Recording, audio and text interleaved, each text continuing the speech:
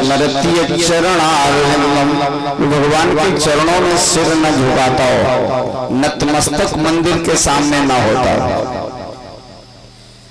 कृष्णापिनो नमति यत् शिरये कदापि, तानानयद्धु अशतो कृत विष्णु कृत्वाम।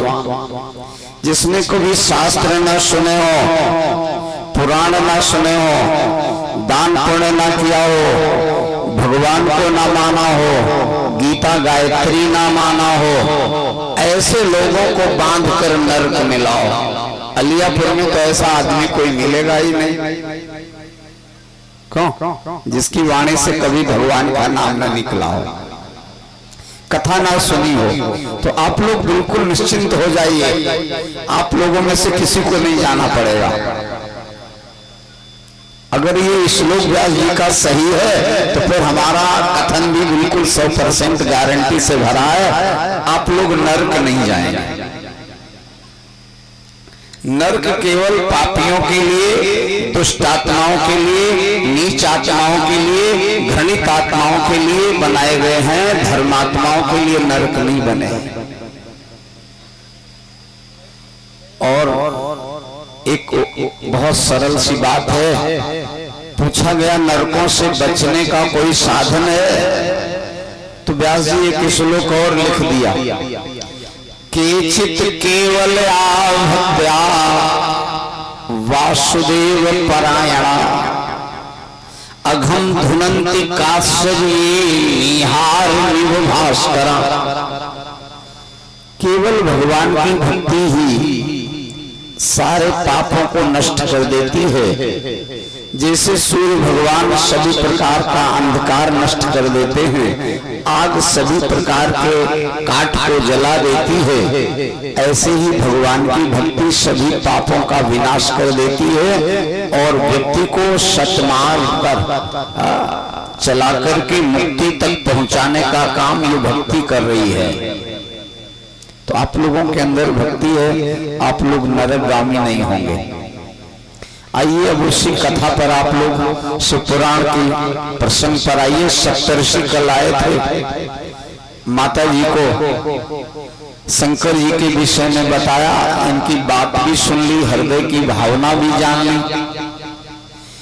और इनका दृढ़ विश्वास भी देख लिया शंकर जी के लिए अटूट है।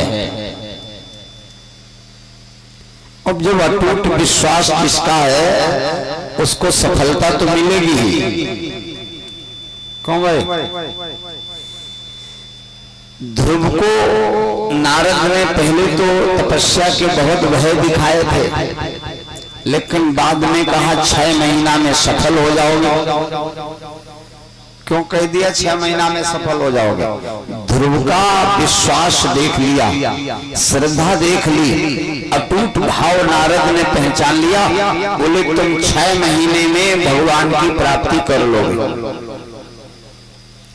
एक चीज और बता दें, एक व्यक्ति रोड पर बैठा था सड़क पर और उसे फरगाना जाना था। तो एक साधु से पूछा, भैया हमें फरगाना जाना है, कितना समय लग जाएगा? साधु नहीं बोला। दोबारा पूछा, स्वामी जी हमें फरगाना जाना है, कितना समय लगेगा? साधु नहीं बोला। तीसरी बार हाथ जोड़ के पूछा, नहीं बोला। तो उसने कहा, कहाँ इस बाबा के चक्कर में पड़े रहे, भाग खड़ा हुआ, इतनी देर में तो हम एक फरलांग निकल जाएंगे। जब वो भाग खड़ा हुआ तब साधु बोला 6 मिनट लगेंगे। तो उस व्यक्ति ने कहा, बाबा जी अभी हम आपसे निवेदन करके पूछ रहे थे हाथ जोड़ के कितना समय लगेगा, तब बोले नहीं, और जब हम भाग खड़े हुए तब देख रहे हो, तब कह रहे हो 6 मिनट लगेंगे। बाबा ने कहा, मूर्ख हमने तेरी चाल नहीं देखी थी, कौन सी चाल पर चलेगा? हीरो हांडा से जाएगा कि बुलेट से जाएगा, स्कॉर्पियो से जाएगा, पेट के भर जाएगा, उड़ के जाएगा, कड़ेल के जाएगा, खिसक के जाएगा? जब तेरी चाल देख ली तब समझ लिया जा चाल पर 6 मिनट लगेंगे। सप्तऋषि ने आज सप्तऋषियों ने माता पार्वती जी का विश्वास जब अटूट देख लिया है तो सप्तऋषि समझ गए सफलता मिल जाएगी, क्योंकि लगन इतनी है। सप्तऋषियों ने भगवान भोलेनाथ के पास भय मगन पार्वती जी का सारा वृत्तांत जब रखा,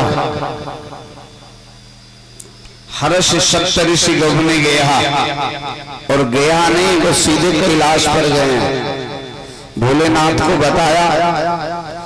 भोलेनाथ भी बड़े प्रसन्न हैं। भय मगन शिव सुनत स्नेहा, जब पार्वती जी का स्नेह श्रद्धा सुनी शंकर जी अंदर से बड़े प्रसन्न है। तब सप्तऋषि हर्षित होकर के अपने अपने स्थान को जा रहे हैं। पूरा वृत्तांत बताने के बाद लेकिन शंकर जी ने कहा अभी इतने से काम नहीं चलेगा। देखो लड़की कन्या इस समय विवाह में हर पक्ष में कि हमारे तुम्हारे ब्राह्मणन में ही नहीं, ठाकुर लोगन में भी, वैश्य वर्ण में भी, सभी वर्णों में ये बड़ी प्रचलित बात हो गई है कि बिटिया देखेंगे। लड़का चाहे कितना काला पीछा हो लेकिन बिटिया देखेंगे, और चाहे वह दिखी गई हो तो का बिटिया देखेंगे। का मतलब है? अच्छा बिटिया में आप लोग क्या देख के आते हो, सही से बता दीजिए। जो बिटिया में देखने वाली चीजें वो तो देख नहीं पाते हो, खाली रंग देख के चले आते हो। क्यों? कद काठी देख लेते हो। बिटिया में देखने लायक चीजें जो हैं उन पर आपकी नजर नहीं है, और आपके संज्ञान में भी वो नहीं है, आप इतने विद्वान नहीं हैं। पग पोले, पैर बीच में खाली हो, आगे पीछे लगता हो। उंगली घनी, उंगलियां बहुत घनी हो, बीच में सांस कतई न हो। और मूछ पूछ में बार, ताको पति जीव नहीं, जिए तो बरसें चार। ये चीजें आपको मालूम है? 4 वर्ष बाद विधवा हो जाएगी वो, अगर ये सब लक्षण है। जानते हो? देख के आगे रंग देख के आए। ऊंची नाक, चमत्कली, अंगूठा जा कोई, और ताको पति जीव नहीं, ये तो बरसें 3 वर्ष बाद उसका सुहाग उजड़ जाएगा अगर ये चीजें उसके अंदर हैं। आप लोग देख के आते हो, ये चीजें पता ही नहीं है। चित्र देख के आए हो। अच्छा हम आपको बता रहे हैं, ये समस्या सबके सामने है। चित्र नहीं देखना है, चरित्र देखना है। आकृति नहीं देखनी है, प्रकृति देखनी है। रंग नहीं देखना है, ढंग देखना है। रंग भले ही थोड़ा भद्दा हो लेकिन ढंग ठीक हो। चित्र भले ही थोड़ा खराब हो लेकिन चरित्र अच्छा हो। आकृति भले ही थोड़ी खराब हो लेकिन प्रकृति ठीक हो। सहमत हो आप इन तीनों चीजों से? रंग तो बहुत है, बिल्कुल हम ज्वलंत उदाहरण आपके सामने दे रहे हैं। यहाँ अल्लाहगंज के पश्चिम में एक महुलिया गांव है, सोमवंशी परिवार एक है, और वहाँ हमारे एक चेला है। तो हम बहुत दिन के बाद गए, उन्होंने कहा गुरुजी हमने बेटा का विवाह कर लिया। हमने कहा बहुत अच्छा किया, बेटा विवाह लायक था, बहुत ठीक ठाक है। बोले गुरुजी बहू एकदम सही है, बड़ी सेवा करती है, काम धंधा में बड़ी होशियार है, गृह कार्य में बड़ी कुशल है, सफाई सुथराई का बहुत ध्यान रखती है, लेकिन कभी कभी रंगबाजी बहुत करती है। जे सब तारीफ करने के बाद जो शब्द कहा, कभी कभी रंगबाजी करती है। तुमने कहा तुमने देखा नहीं था? बोले हाँ गुरु जी देख के किया। तुमने कहा क्या देखा था? बोले हम रंग ही देखा था। हमने कहा इसीलिए रंगबाजी कर रही है, ढंग देखा नहीं तुम। अब ये सप्त ऋषियों के प्रशंसा करने पर शंकर जी संतुष्ट नहीं है। अभी उन्होंने तो 100 नंबर में 100 दे दिए हैं,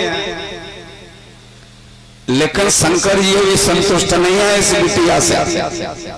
शंकर जी ने कहा अब हम स्वयं परीक्षा करेंगे। एक सप्तऋषि करके आए हैं, अब की बार शंकर जी परीक्षा के लिए चले।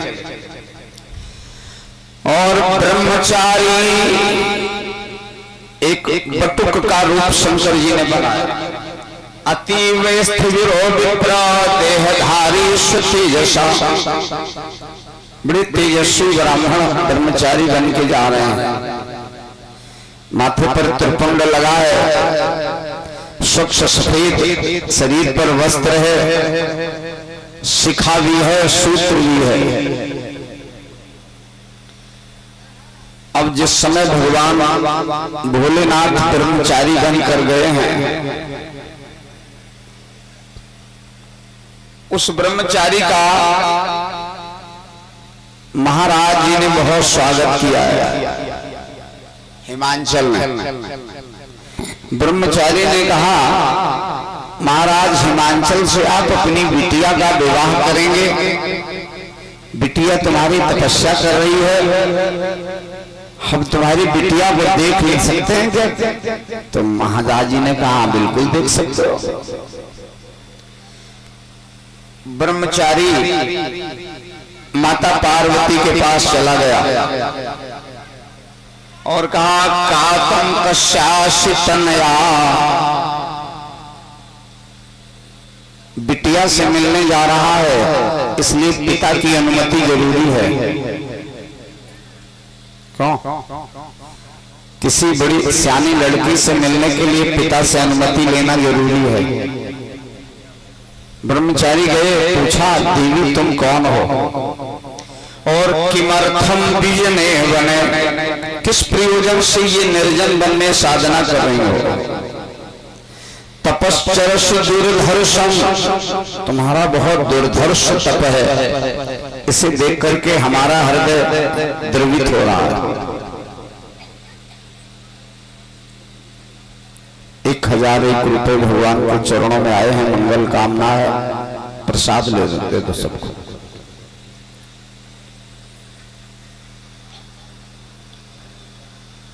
पार्वती जी ने कहा मैं महाराज हिमांचल की पुत्री हूं, यहाँ वन में तपस्या इसलिए कर रही हूं, मुझे अपने तपस्या से वांछित वर की कामना है।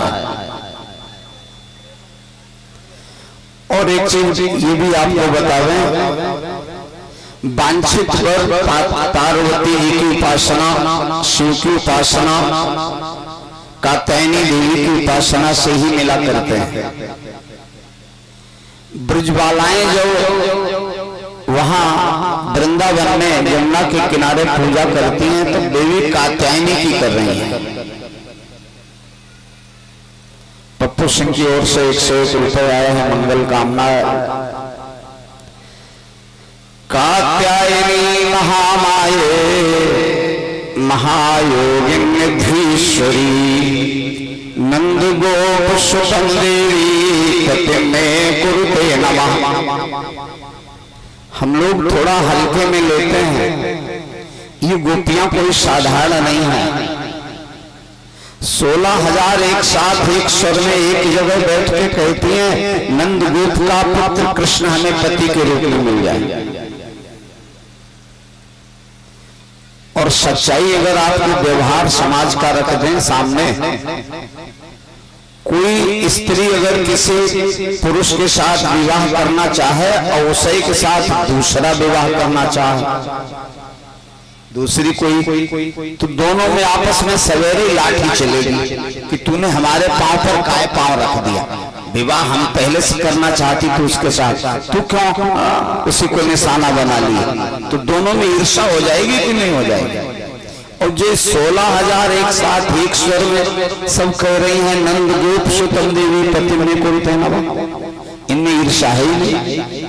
ये वेद की 16,000 मूर्तमान उपासना वाली ऋचाएं हैं, सब गोपी बन के आई हैं। एक जगह प्रमाण और है, ये दंडकारण्य के सब साधु संत थे गोपी बन के आए थे। एक प्रमाण और है, जनकपुर की जो सारी स्त्रियां थी राम जी के विवाह के समय वही सब गोपी बन के आई थी। तो माता जी की उपासना, भोलेनाथ की उपासना और कात्यायनी की उपासना, दुर्गा की उपासना ये वांछित वर देती है, समझ गए। अब तुम जिसके खुदाई नहीं है, तुम हनुमान जी की उपासना करो का दूल्हा ठीक मिल जाए, तो उनके तो खुदाई दुल्हन नहीं है, या कोई उनसे मांगे जाए कि हमें बहू मिल जाए तो बेका दे देंगे जब खुदाई नहीं पाए। जिनके पास खुदाई नहीं मिल पाई तुम्हें क्या देंगे वो। एक बार एक आदमी की पत्नी खो गई, गायब हो गई, और वो राम जी की आरती संध्या सवेरे करे हमारी मिलवा दो, तो एक भला आदमी मिल गया कि जी तुम्हारी का मिलवाए देंगे जब अपनी नहीं ढूंढ पाए थे। अरे हनुमान जी की उपासना करो, जाए भाई ढूंढवाओ में भाई पक्के मायर, जहाँ कहीं होगी खोज लगा देंगे। राम जी की जब खोई गई तो हनुमान जी ने ढूंढवाई, तो तुम्हारी जी का ढूंढवा देंगे, हनुमान जी की उपासना करो। तो कहां पर हम किस देवता का अर्चन करें? आप लोग पूरा इतिहास पढ़िएगा। वांछित वर सीता ने जब चाहा था तो पार्वती जी की पूजा, गई भवानी भवन रहो, वंद चरण बोली कर जो। रुक्मिणी जी ने जब कन्हैया को चाहा तब भी गौरी पूजा करी है। तो आज हम उपासना इसलिए कर रही हैं मैं वांछित वर मिल जाए। तो इस ब्रह्मचारी ने भी शंकर जी की बुराइयां कहने में कोई कोर कसर नहीं छोड़ी। कहा उनके पास एक झोपड़ी भी नहीं है, कौन सी सुविधा पाओगी विवाह करके? उनके पास कोई सुख साधन नहीं है, उनसे विवाह करने से कौन सा लाभ पाओगी? और बहुत सुंदर भी नहीं है, अमंगल वेश है, उनसे विवाह करके तुम क्या सुख पाओगी? और फिर भी वो योगी हैं, योगी से विवाह करके तुम्हें कौन सा सुख मिल जाएगा? बहुत आलोचना इस ब्रह्मचारी ने शंकर जी की करी। पार्वती जी ने उत्तर में कहा, ब्रह्मचारी जी अगर विवाह हमारा भोलेनाथ से नहीं हो सकता है तो मैं अभी तुम्हारे सामने चिता में अग्नि में प्रवेश कर रही हूं। बहुत लकड़ियां इकट्ठी थी, जंगल है, माता जी ने आग लगाई और जैसे कूदने को चाहा भगवान भोलेनाथ ब्रह्मचारी नहीं अपने असली रूप में आ गया और कह रहे हैं अहो तपस्ती किम भद्रे, अरे तुम इतना बड़ा तप कर रही हो, ना दग्धो वन ना दे हो ना प्राप्तम च मनीषितम।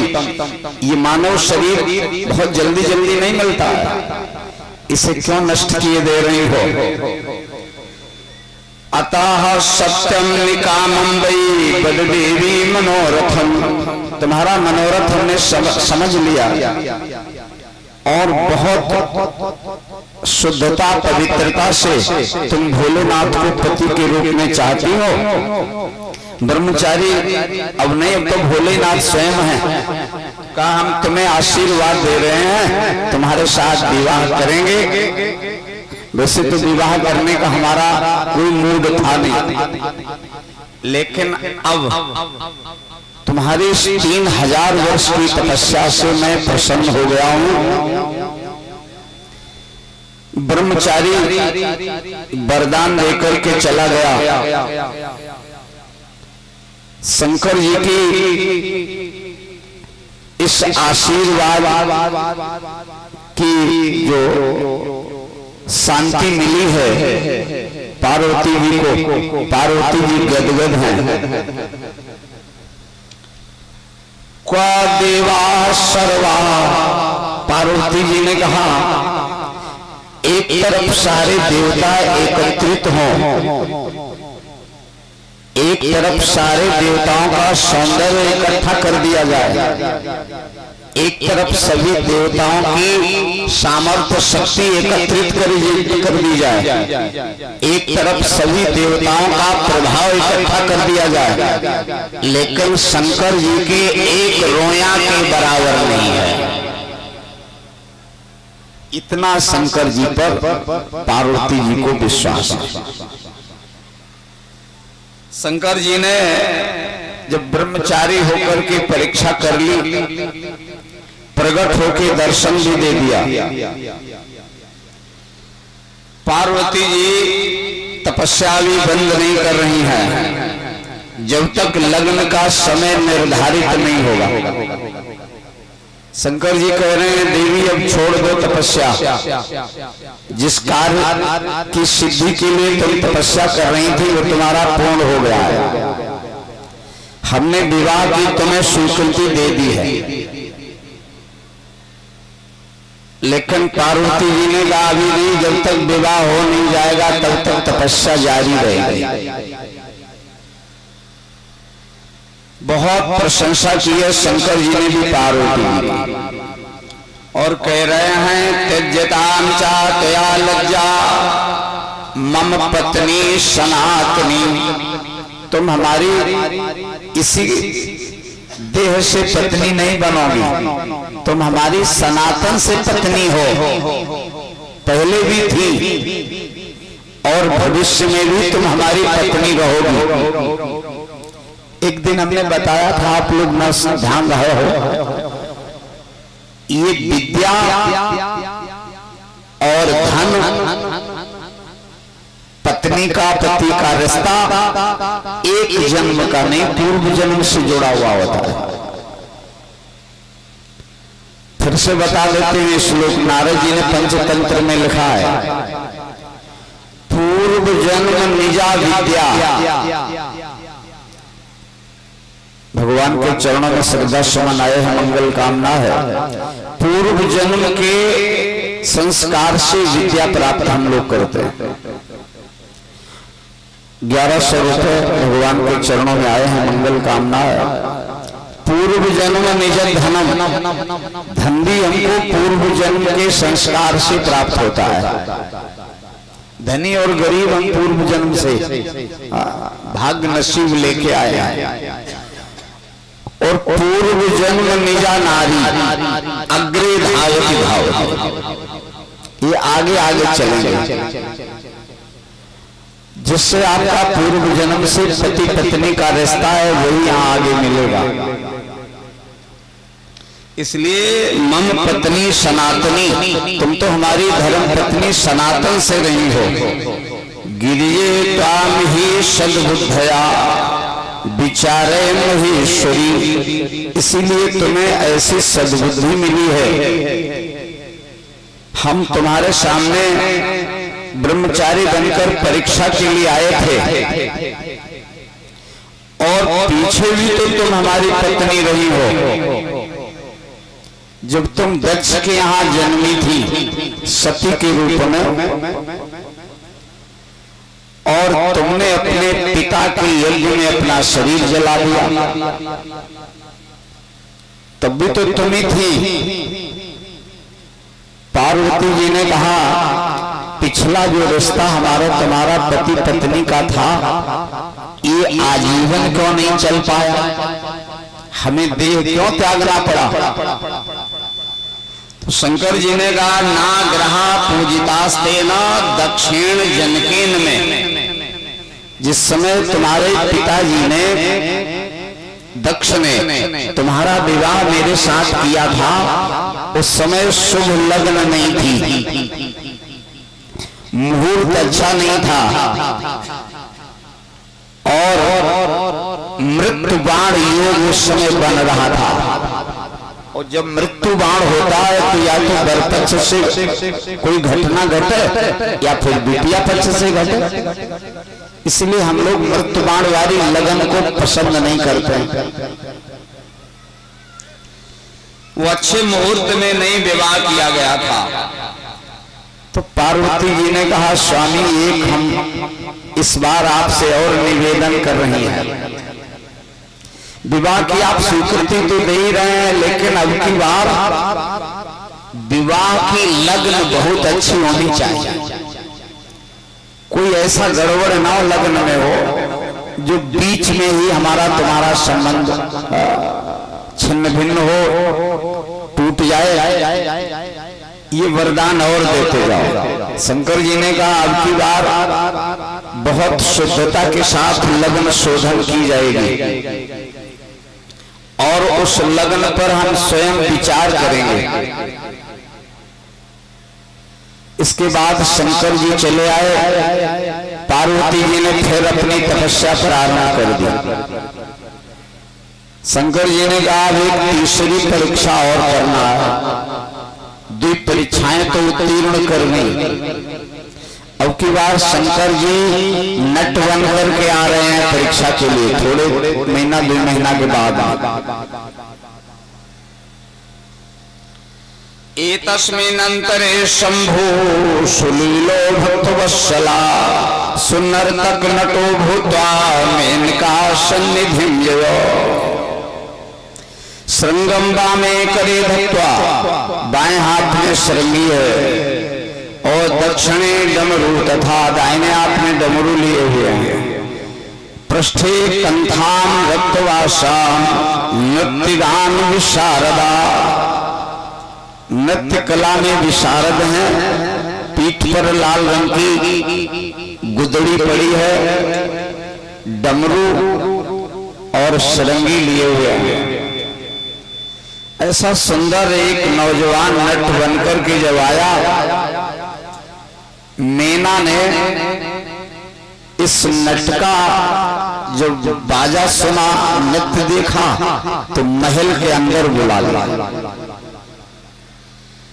और महल में जब नृत्य कराया गया, आज सहसा तत्र बाला वृद्धा नया ध्रुवम। उस नृत्य कला को देखने के लिए बच्चे बूढ़े स्त्री पुरुष सभी बैठे हुए थे। बहुत सुंदर रत्न जटित सिंहासन पर हिमवान विराजमान है। शंकर जी ने बहुत समय तक उस महल के अंदर अपना नृत्य का गान आदि किया। हिमांचल ने कहा नट से तुम्हारी कला बड़ी सुंदर है, गाने का ढंग बहुत अच्छा है, सुरों का तुम्हें बहुत अच्छा ज्ञान है, शास्त्रीय संगीत में विशारद हो। हम तुम्हें कुछ वरदान देना चाहते हैं, हमसे जो इच्छा हो वही मांगो। अच्छा, पहले के लोग मांगने वाले भी बड़े हेकर मांगने वाले थे। आजकल तो मांगने में थोड़ा आदमी संकोच भी करे। एक बार पंडित राज जगन्नाथ बनारस के थे, चारों वेदों के मूर्धन विद्वान थे और मोहम्मदन बादशाह का उस समय शासन था। उस मोहम्मदन बादशाह ने एक सवाल रखा कि मुस्लिम धर्म पुराना है या सनातन धर्म पुराना है। विद्वान अपने अपने प्रमाण दे रहे थे। पंडित राज जगन्नाथ गए जब दरबार में, उनसे भी पूछा पुराना सनातन धर्म है या मुस्लिम धर्म, इस्लाम धर्म। तो पंडित राज जगन्नाथ ने कहा सनातन धर्म पुराना है, क्योंकि तुम्हारे इस्लाम धर्म के फला आयत में सनातन धर्म की बात कही गई है। अगर हमारा पहले नहीं था तो तुम्हारा ये ग्रंथ हमारे धर्म की बात क्यों कह रहा है? तो इससे पहले था। प्रमाण जब दिया बादशाह पंडित राज जगन्नाथ पर प्रसन्न हो गया। बादशाह ने कहा, पंडित राज जगन्नाथ जी, आप हमारे दरबार में विद्वानों में सिरमौर हैं, मांग लीजिए। तो देखो पंडित जी क्या कह रहे हैं। बादशाह के पड़ोस में उसकी बिटिया लवंगी बैठी हुई थी। पंडित राज ने कहा, नयाचे गजालिन नवाबाज राजन, संस्कृत का बहुत बड़ा विद्वान था। हमें हाथी नहीं चाहिए, घोड़े नहीं चाहिए, रथ नहीं चाहिए, मांगने की हेकड़ी देख लो। बादशाह से कह रहा है, नयाचे गजालिन नवाबाज राजन, हाथी घोड़ा कुछ नहीं चाहिए। न वित्तस्य चित्तम मदीये कदाचित, धन की मेरे मन में कोई कामना नहीं है। क्या मांगो? बोले, इमे सुस्तनी मस्त कन्नस्त कुंभा लवंगी कुरंगी मदंगी करो। जो तुम्हारी जो बिटिया है, जहां में बड़ी सुंदर लग रही है, चाहे तो हमें दे दो। ऐसा कोई हेकड़ी से मांग सकता है? अब बादशाह फंस गया। उसने कहा, ले जाओ। लेकर कुरंगी को चले आए, लवंगी को। पंडितों ने कहा, ये तो मुसलमान कन्या लाया है, समाज से बहिष्कृत करो पंडित राज जगन्नाथ को। ब्राह्मणों ने इन्हें समाज से बहिष्कृत कर दिया।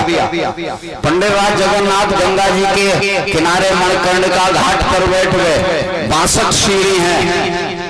इन्होंने गंगा लहरी के 62 श्लोक गाए सीढ़ी पर बैठ के, और गंगा जी से कहा, अगर मैं पवित्र हूं तो तुम हमें अपनी गोद में ले लो। एक श्लोक पर गंगा जी एक सीढ़ी ऊपर चढ़ती थी। जब अंतिम श्लोक पढ़ा है 62वां, गंगा जी आ गई पंडित राज जगन्नाथ जहां बैठे, स्वीकार लिया। तब बनारस के पंडितों ने कहा, जब गंगा जी ने पवित्र मान रही हैं, तब हम लोग भी इन्हें स्वीकार करें। क्यों? इससे बढ़िया और क्या प्रमाण चाहिए? शुद्धता का, पवित्रता का। एक बार ये रामचरितमानस बनारस के विद्वानों ने इसका बहुत विरोध किया। ये तो हिंदी की कविता है, संस्कृत भाषा में पुराण लिखे गए, वेद लिखे गए, उपनिषद लिखे गए, इसको तो छोटा होना चाहिए। सब हिंदी में लिखी गई है। विरोध कर रहे थे इसका। व्यासपीठ पर नहीं जाएगी क्योंकि संस्कृत के गणित हो जाते हैं, पर संस्कृत का बहुत बोलबाला। तो विद्वानों ने कहा, हम मंदिर में रामचरितमानस भी रखेंगे, वेद भी रखेंगे। अगर इसको शंकर जी मान्यता प्रदान कर देंगे तो ये व्यासपीठ पर जाएगी। तो देखो, सबसे नीचे रामायण रामचरितमानस रख दी गई, उसके ऊपर वाल्मीकि रामायण रख दी गई, उसके ऊपर पुराण सब रख दिए गए, उसके ऊपर उपनिषद सब रख दिए गए, उसके ऊपर वेद सब रख दिए गए। विश्वनाथ मंदिर में सब ग्रंथों का चट्टा लगा दिया गया। रामचरितमानस नीचे दबी है, सबसे नीचे पिंडिया में। मंदिर बंद कर दिया गया। सवेरे मंदिर जब खोला गया, विद्वान सब एकत्रित हैं। शंकर जी देखें क्या कह रहे हैं। तो रामचरितमानस सबसे ऊपर रखा मिला और उस पर लिखा था, सत्यम शिवम सुंदरम, सिग्नेचर भोलेनाथ के। अब क्या कहोगे? बनारस के सारे विद्वान मुंह लटकाए लिए और कहा मान्य है। जब शंकर जी मोहर लगा रहे हैं, आज उस नट ने कहा मांग लूं, हिमांचल ने कहा हाँ जो इच्छा हो मांग लो, तुम्हारी कला पर हम बड़े प्रसन्न हैं। तो नट ने कहा जब तुम्हारी बिटिया हमें बहुत सुंदर लग रही है, इसके लक्षण बड़े अच्छे लग रहे हैं, जहां बिटिया तुमसे चाहते हैं। हिमांचल की तो आंखें लाल हो गई, ये नाचने गाने वाला नट और हमारी बिटिया मांग रहा। हिमांचल ने कहा अपने सेवकों से बंधना नाम कैसे बांधो जल्दी और इसे दंड दो, ये नालायक है, इसके विचार दूषित हैं, इसकी दृष्टि पावन नहीं है। शंकर जी को बांधने के लिए हिमांचल के सेवक लोग दौड़े, तब उस नट ने अपना रूप बदल दिया और बदल दिया जाओ तो सुंदर रुद्र रूप और महाद्भुत, वही जटाओं का जूड़ा लगा है, माथे पर चंद्रमा है, गले में सांप लिपटे हुए हैं, विभूति चढ़ी हुई है शरीर पर, बाघंबर लपेटे हैं, वो भोलेनाथ बनकर प्रकट हो गए। हिमांचल ने प्रणाम किया और कहा महाराज ऐसी परीक्षा क्यों ले रहे हो, जा खाओ कुछ, हमने हाथ पांव नहीं चला दिए, तुम्हारे ऊपर हाथापाई नहीं करके आपने रूप अपना असली प्रकट कर दिया। हम भी तो कुछ कह सकते थे नट समझ के, हम भी कुछ अनुचित भाषा प्रयोग कर सकते थे, ऐसी परीक्षा मत करो। भोलेनाथ जब स्वयं पार्वती की याचना कर रहे हैं तो हिमांचल ने भी मन में ठान लिया विवाह तो करना ही करना। भोलेनाथ चले गए। चौथी परीक्षा एक ब्राह्मण बनकर फिर आए हैं शंकर जी। ब्राह्मणो हम गिरि श्रेष्ठ वैष्णवो बुद्ध सम्मता। कितनी परीक्षाएं करेंगे। ब्राह्मण बनकर आए, पार्वती जी से कहा विवाह शंकर जी से चाहते हो? कहा। ब्राह्मण ने कहा इतने किसने भटका दिया, किसने तुम्हें गुमराह कर दिया है? कहो कवन सुख अशुभ रूपाए, भल भूलियों ठग के बोरा। किसी पागल ने तुम्हें पागल बनाया, अरे किसी बुद्धिमान से सुझाव लेती। तो पार्वती जी ने कहा क्या करें? कहा उनके पास न घर है, न मड़ैया है, न ठौर है, न कोई सुख साधन है, तो वहां तुम्हें कौन सा सुख मिल जाएगा? उनसे विवाह करना।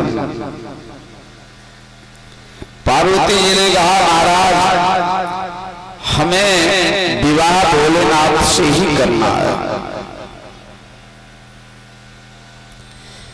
मैना इस ब्रह्मचारी ब्राह्मण की बात सुनकर के स्वयं अनशन ले रही हैं कि हमें विवाह नहीं करना है। जो आया है उसने उन्हें अवगुणी ही बताया। भगवान के चरणों में श्रद्धा सुमन आए 501 रुपए, मंगल कामना है, आशीर्वाद। न मन से बचस्चिन्ने मरिष्यामि न संशया। मैना कह रही हमें तो मरना उचित है, लेकिन विवाह करना उचित नहीं लग रहा। गले हम इस बिटिया के गले में रस्सी बांध के अपने आप हम फांसी पर चढ़ाई देंगे इसको। ऐसे दूल्हा से हमें विवाह नहीं करना। इधर जिस समय मैना विरोध कर रही है तो हिमवान ने कहा नहीं मैना, उनका भी समंगल है, लेकिन वे चाहे तो उनके समान सुंदर और कोई है नहीं, वो सुंदर बन भी सकते हैं। विष्णु भगवान की सुंदरता की तुम्हें बड़ी तारीफ सुनाई जा रही है, उनके सौंदर्य के आगे विष्णु भगवान कुछ नहीं है। हिमांचल ने कहा विवाह करना है, बिटिया की भी इच्छा है, और जो पिता अपनी पुत्री को संतुष्ट नहीं करता है जिसके घर में पुत्री दुखी रहती है वह पिता भी सदगति नहीं पाता। इसलिए हमें विवाह तो कहीं करना ही है, और हमारी बेटियों की इच्छा है विवाह करने की, और भोलेनाथ भी चाहते हैं विवाह करना, तो फिर हम विरोध नहीं करेंगे विवाह का। मैना के विरोध को देख करके बहुत समझाने का प्रयास किया गया। स्वयं पार्वती जी ने कहा अब हमें अपनी माँ से सीधे बात कर ले। आजकल तो बिटिया थोड़ा गंभीरता में मुंह खोलती नहीं है, लेकिन पार्वती जी ने कहा हम ही कह दे। पार्वती जी ने कहा माँ मेरे मन में मनोनुकूल वर भगवान भोलेनाथ ही हैं, और यदि आप हमारा विवाह नहीं करना चाहती हैं भोलेनाथ से तो हमें आजीवन कुंवारा ही रहना स्वीकार है, फिर हम विवाह नहीं करेंगे। और किसी का हाथ पकड़ना ये हमें कदापि स्वीकार नहीं। हमने जब मनसों ने अपना पति चयन कर लिया है तो फिर मन में कोई दूसरा पुरुष नहीं आ सकता है, और यदि मन में अब दूसरा पुरुष आएगा तो हमें विचार दोष लगेगा, तो हमारे सचित्व पर आंच आ जाएगी, हमारा प्रतिपुरुष धर्म प्रभावित हो जाएगा। इसलिए अब कोई दूसरी बात नहीं है। उनके पास कोई सामग्री नहीं है, हम संतुष्ट हैं। उनके पास झोपड़ी नहीं है, हम संतुष्ट हैं। उनके पास खाने के लिए कुछ नहीं है, हम संतुष्ट हैं। वे बड़े कुरूप हैं, हम संतुष्ट हैं। जब बिटिया इतनी संतुष्ट है तो फिर मैना ने कहा ठीक है तो हम विरोध नहीं करेंगे, तुम्हारे पिताजी की भी इच्छा है, तुम्हारी भी इच्छा है। वैसे हमारे शास्त्र के अनुसार तो आपके मानस में ही लिखा है, एक करधानी बड़ी सुंदर दी है, यदि घर पर कुल होई अनूपा करिए विवाह सुतानुरूपा। सहमत है आप लोग? घर ठीक हो, वर ठीक हो और कुल ठीक हो, कन्या का विवाह कर दो। लेकिन हमारे संस्कृत जगत के जितने ग्रंथ हैं ये वर को वरीयता ज्यादा देते हैं, कुल को और घर को गौड़ बताते हैं। और हम लोग भी जब दिमाग ज्यादा लगाते हैं तो ये समझ में आता है हमारे भी। जैसे विश्वा पूरे 20 हों, क्यों 20 विश्वा पूरे, तो कुल बहुत अच्छा है। और घर हवेली बनी हो, संगमरमर बिछा हो तो घर ठीक है, कुलो ठीक है, घर ठीक है, दोनों चीजें बढ़िया हैं। और जिस दूल्हा से विवाह करना हो बिटिया का, वह दारू भी पीता हो, वो जुआ भी खेलता हो और लुच्चाई बदमाशी करता हो, पेट से साफ ना हो, व्यवहार अच्छा ना हो, और जो दुनिया के दुर्गुण होते हैं वे सब हो। तो आप लोग बताओ बिटिया आपको हंसती मिलेगी कि रोती? विश्वास से उसे संतुष्टि नहीं मिल जाएगी, ना हवेली से मिल जाएगी। जिस पति से विवाह हुआ है वो तो बेकार है, क्यों? उसकी तो नजरें ठीक नहीं है, तो पत्नी को संतुष्टि नहीं मिलेगी। इसलिए मुख्य वर होना चाहिए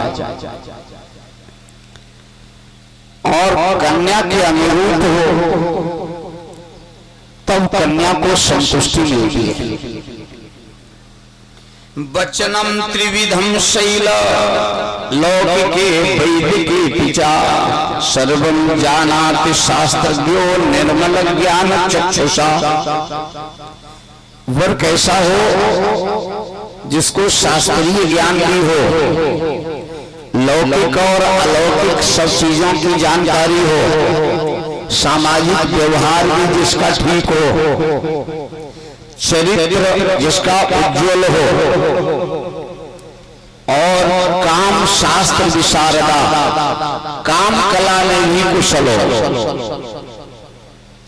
ऐसे वर से कन्या को सुख मिलता है।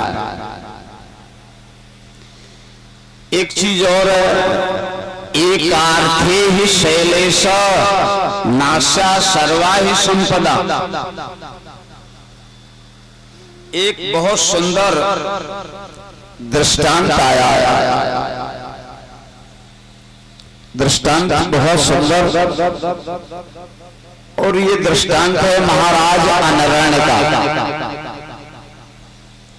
कभी कभी ये पार्वती जी बता रहे हैं अपनी माँ को, कभी कभी बिटिया अपने सतीत्व के बल पर, अपने व्यवहार के बल पर अपना भविष्य संभाल लेती है। सहमत हो आप लोग कि नहीं हो? जैसे सुकन्या का विवाह च्यवन ऋषि अंधे से कर दिया गया था, बूढ़ा भी था और अंधा भी था। महाराज शर्याती विवाह करके चले आए, और इस अंधे बूढ़े से विवाह करने की शर्यात के सामने एक मजबूरी भी थी। कथा सुनी कि नहीं सुनी बता देंगे। शर्यात के एक अकेली लाडली कन्या है सुकन्या। शर्यात जब जाते थे कहीं भी सुकन्या साथ जाती थी। एक दिन शर्यात शिकार खेलने के लिए गए, बिटिया सुकन्या ने कहा पिताजी हमें भी चलना है। तो शर्यात महाराज ने कहा लड़कियां वन में नहीं जाती हैं, शिकार के लिए हम जंगल में जा रहे हैं। उसने कहा नहीं हम तो चलेंगे। तो शर्यात ने कहा अगर चलना है तो अपनी सहेलियों से कहो और बढ़िया घोड़े पर बैठ के चलो, अपने अपने घोड़ा तैयार करो। तो 4-6 और सहेलियां उसकी सब घुड़सवार जंगल में शिकार खेलने चले गए, और शिकार करते करते च्यवन ऋषि के आश्रम पर आ गए, चियासर में। ये जो सिंगी रामपुर है फर्रुखाबाद से थोड़ा आगे कमालगंज के आगे, यहां शिकार करते करते जंगल में सुकन्या को एक मिट्टी का ढेर दिखाई पड़ा, और उस मिट्टी के ढेर में महात्मा च्यवन ऋषि साधना कर रहे थे। आंखें उनकी दिखाई दे रही थी जुगनू जैसे दो। इस कन्या ने 2 कांटे लिए और दोनों आंखों में छेद दिए, जुगनू जैसे प्रकाश दिखाई दे रहे थे मिट्टी में। महात्मा च्यवन की आंखें फोड़ दी। महात्मा जी तो नाराज नहीं है, लेकिन लिखा है मलमूत्रावरोधेन। जितने साथ में सिपाही गए हैं, घोड़ा गए हैं, उनके सबके पेट फूलने लगे, मलमूत्र अवरुद्ध हो गए। शर्यात ने तुरंत समझ लिया लगता है बिटिया ने कुछ महात्मा का अपराध कर दिया। शर्यात दौड़ के आए, बोले बिटिया तुमने कोई साधु का अपराध तो नहीं कर दिया? सुकन्या ने कहा पिताजी हमने कुछ अपराध नहीं किया, हमें मिट्टी में 2 जुगनू जैसे ज्योतियां दिखाई पड़ी, हमने कांटे छेदे हैं। और ये शर्यात ने कहा वे महात्मा च्यवन ऋषि थे और तुमने उनकी आंखें फोड़ दी हैं, इसीलिए मलमूत्र अवरुद्ध हुए हैं। हमारे सेना के सिपाही सब परेशान है, वाहन सब बेचैन हैं। तो सरियात गए च्यवन ऋषि की सेवा में सुकन्या को समर्पित कर दिया। बोले अब तुम इस अंधे पति की सेवा करो, तुम्हारा हाथ इसी की सेवा के लिए दे रहे हैं। सुकन्या को छोड़ के सरियाती चले आए। कुछ समय बीत गया। एक दिन सुकन्या के आश्रम पर अश्विनी कुमार आ गए। अश्विनी कुमार देवताओं के वैद्य हैं। अश्विनी कुमारों की सुकन्या ने सेवा करी। सेवा से प्रसन्न हुए। बोले देवी, तुम्हारा इस अंधे पति से किसने विवाह कर दिया? तुम इतनी सुंदर हो, ये अंधा है, दूसरे बुढ़ा भी है, तुम्हारे उम्र से इसकी उम्र नहीं मिल रही है। अश्विनी कुमारों ने कहा हम तुम्हें एक औषधि दे रहे हैं, अपने पति च्यवन को खिलाओ जिससे ये जवान हो जाएंगे। और वरदान दे रहा हूं, तत्काल इनके सुंदर नेत्र हो जाए। आंखें खूब हो गई बड़ी बड़ी और जवानों हो गए। बाप ने सोचा 6 महीने बाद हम बिटिया का विवाह अंधे से करी आए हैं, बूढ़े से करी आए हैं, लाओ देख लें बिटिया कैसे रह रही है। जिस समय च्यवन 6-7 महीना बाद आश्रम पर सरियाती आए तो एक नौजवान पुरुष बैठा है बड़ी बड़ी आंखों वाला। सरियात ने कहा उभयो कुलम विनष्टस्य, ए दुष्ट कन्या, तूने दोनों कुल दाग लगा दिए हैं। भर्तुर कुलेवा पितुर कुलेवा, तुमने अपने पिता के कुल को कलंक लगा दिया और तुमने अपने पति के कुल में भी कलंक लगा दिया। हमने तेरा विवाह बूढ़े से किया था, अंधे से किया था, तो पति विहाय जा रहा हूं, कहा तूने उस बूढ़े और अंधे को छोड़ दिया, दूसरा पति कर लिया। दुष्ट कन्या आंखें लाल पीली करी। उस सुकन्या ने कहा पिताजी, हमने न तुम्हारे कुल में दाग लगाया और न पति के कुल में लगाया है, ये वही है च्यवन। अश्विनी कुमारों की कृपा देखो, कन्या अपने सतीत्व बल पर, अपनी सेवा के बल पर अपनी प्रारब्ध को बदल सकती है, अपने भाग्य को निखार ला सकती है। इसी पर एक पार्वती जी दृष्टांत तो सुना रही है अपनी मां को कि एक राजा अनरण थे। कैसे राजा हैं? बोले अनरणो नपा श्रेष्ठा सप्तद्वीप महीपति, इसका साम्राज्य 7 द्वीपों में है। ऐसे हमारे यहाँ बहुत राजा हुए हैं। उदयाचल से अस्ताचल तक राज्य रहा है। दशरथ जी का आप लोग राज्य समझ रहे हो कितना है? पढ़ा कि नहीं कभी? वाल्मीकि रामायण एक बार पढ़ो या सुनो। यावती भ्रमते चक्रम तावती में वसुंधरा। दशरथ जी कह रहे हैं जहां सूर्य का रथ का पहिया चलना शुरू करता है और जहां पर ठहरता है इतना हमारा साम्राज्य है। सूर्य जहां उदय होता था और जहां अस्त होता था, इतना दशरथ के राज्य में है भूमि। अब ये कश्मीर इस समय पड़ोसी देश कह रहा हमारा, क्यों कह रहा है कि नहीं? बड़ी विषम स्थितियां हैं। कई कश्मीर की भी थी, दशरथ जी की ससुराल थी कश्मीर में। और एक आपको नई बात बता दें, दशरथ जी का सुमित्रा से विवाह हुआ है, कौशल्या से विवाह हुआ है। कैकेयी को दशरथ जी मांग कर लाए हैं, मांग लाए हैं। क्योंकि महाराज अश्वपति से दशरथ जी का बहुत प्रगाढ़ स्नेह था।